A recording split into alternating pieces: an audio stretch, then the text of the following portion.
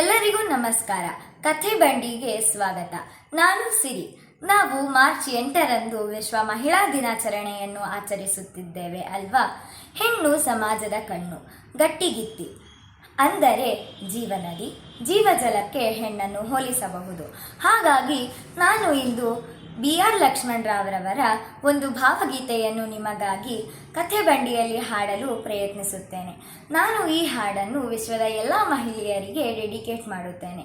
ಈ ಹಾಡನ್ನು ಕೇಳಿ ಕಥೆ ಬಂಡಿ ಚಾನೆಲ್ನನ್ನು ಪ್ರೋತ್ಸಾಹಿಸಿ. ಧನ್ಯವಾದಗಳು. ಸಂಗೀತ ಉಪಾಸನ ಮೋಹನ್, ಮೂಲ ಗಾಯಕರು ಸುಪ್ರಿಯಾ ಆಚಾರ್ಯ.